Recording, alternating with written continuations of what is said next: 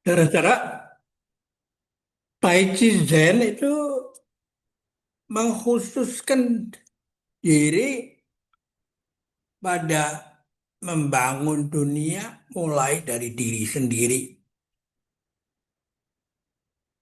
Dan itu start dari pikiran. Karena semua itu gaduhan atau kedamaian itu semua berada di pikiran kita tuh. Ya, awalnya karena lalu dia berubah menjadi kata-kata, lalu perbuatan, kebiasaan, dan akhirnya menentukan karakter kita. Dan lalu kegiatan kita di masyarakat ya tergantung dari kata karakter kita loh. Nah, salah satunya adalah saya mengambil ini dari cerita yang ada di dalam buku ini Kungfu ya. Kane dengan tokohnya ya, Michael Chang Kane ya. Kane ini adalah orang campuran. Bapaknya itu orang Tionghoa, lulusan Shaolin Temple, dan ibunya orang Amerika, orang bule.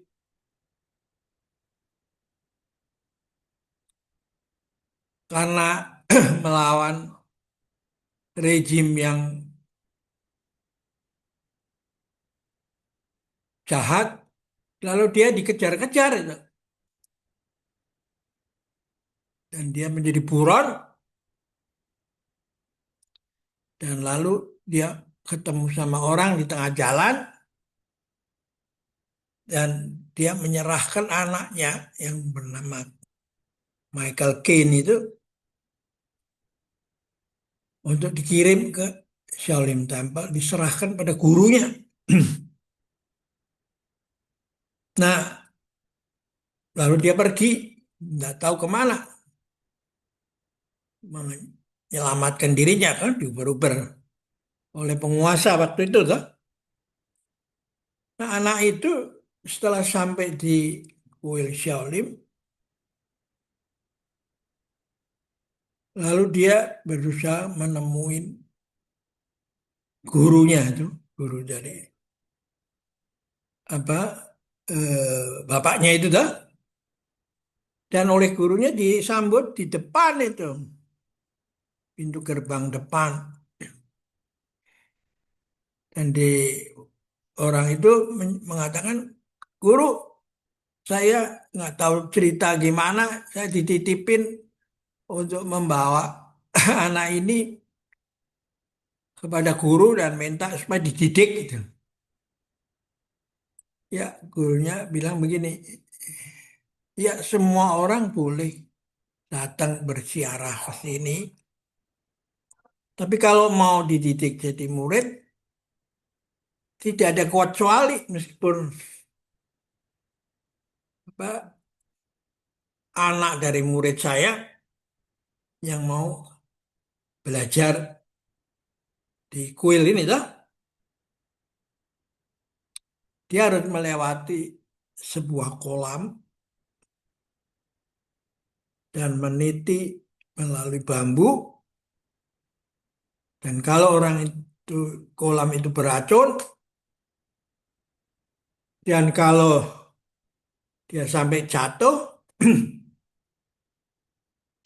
maka ya dia akan mati itu. Tuh dia tuh di dasar kolam itu banyak tengkorak. Itu bagi mereka yang gagal melewati ini semua.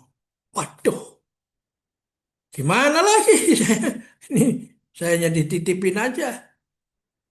Ya udah, gimana lah, saya tinggal serahkan aja, tinggal. Nah, lalu terjadilah percakapan antara sang guru dengan si bocah yang bernama Michael Caine itu. Koai Cengke ini ya. Dikatakan ya, kamu harus lewat ini dulu, harus saya mau terima kamu menjadi murid. Dan tidak ada kecuali, tidak ada privilege, meskipun bapak kamu adalah murid kesayangan saya, toh. Ya, lalu si bocah itu, Kane itu, ya mau kemana lagi? Pulang nggak bisa, ya di depannya hanya ada satu jalan aja ini. Ya sudah, kita usahakan dengan sangat hati-hati meniti bambu itu.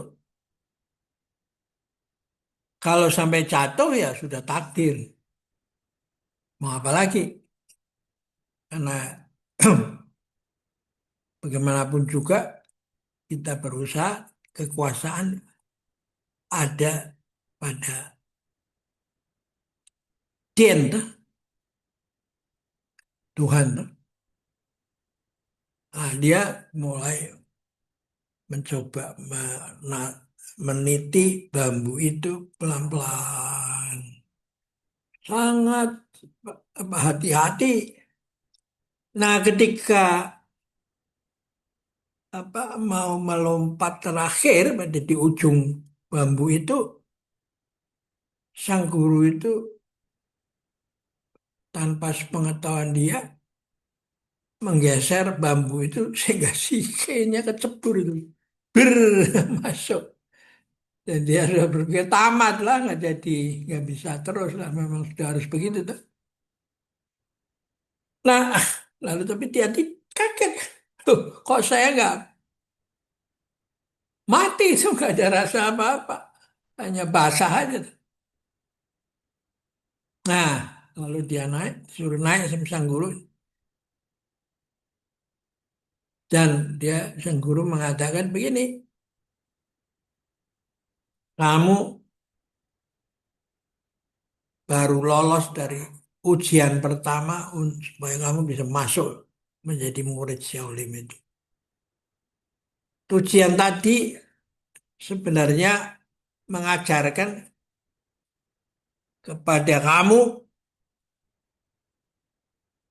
pelajaran penting yang tidak bisa dikecualikan bahwa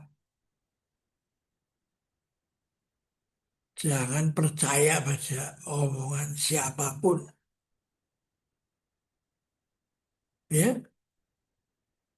Jangan juga percaya pada kitab apapun,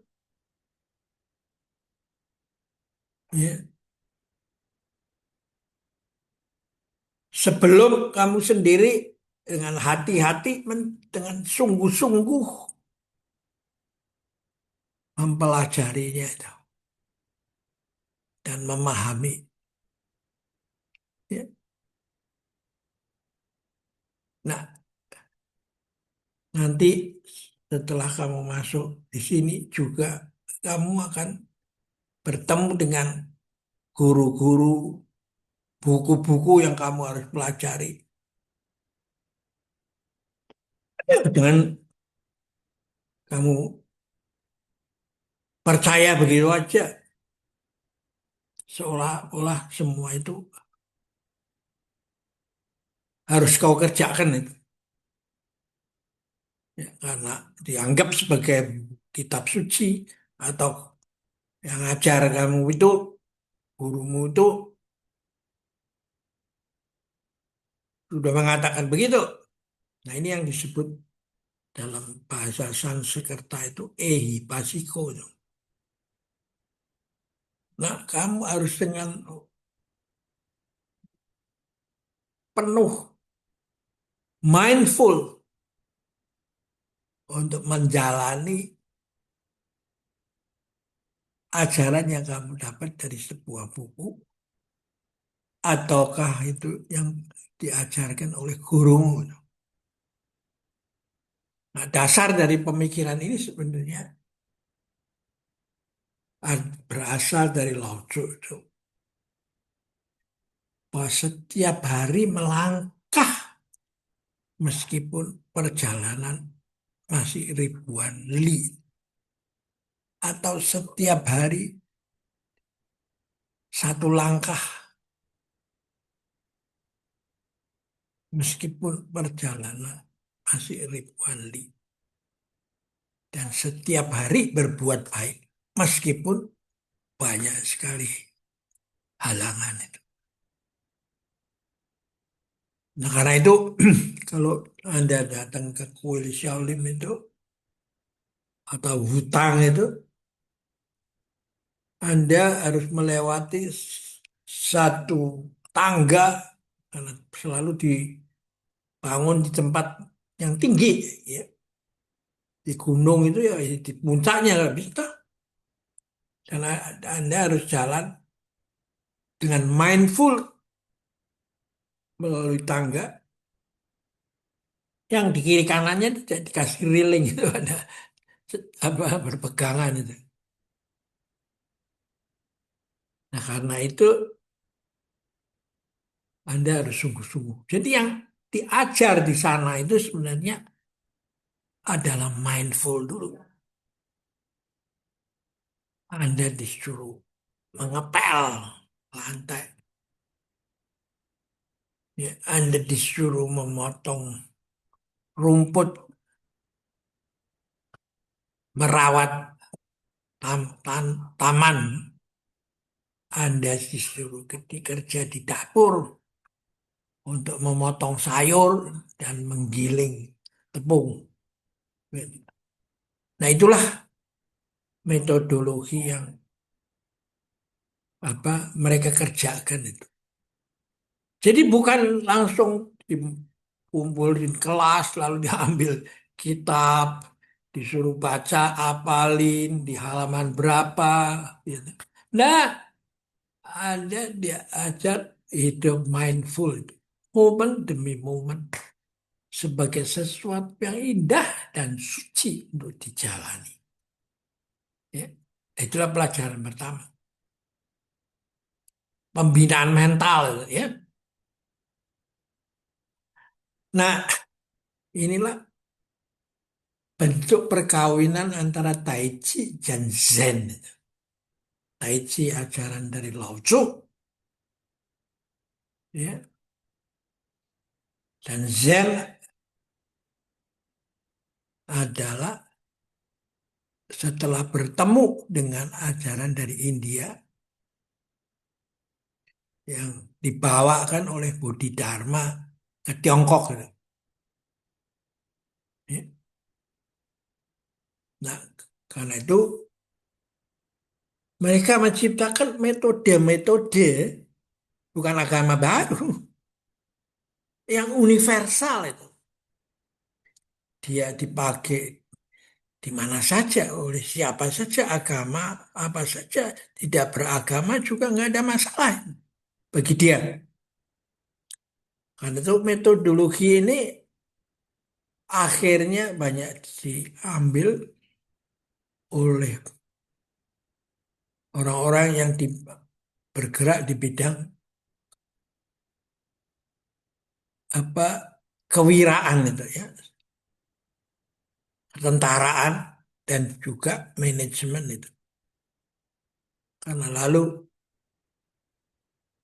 persaingan bisnis itu dianggap sebagai satu peperangan yang dia harus dimenangkan karena kamu bisa menjual barang, menghasil barang yang dengan kualitas dan harga yang bersaing dan penyerahan tepat pada waktunya. Ya. Dan sampai kepada zero defect, tidak ada cacat. Ya. Oke, kita akhirin dulu perjumpaan kita di sini dan sampai jumpa lagi, ya.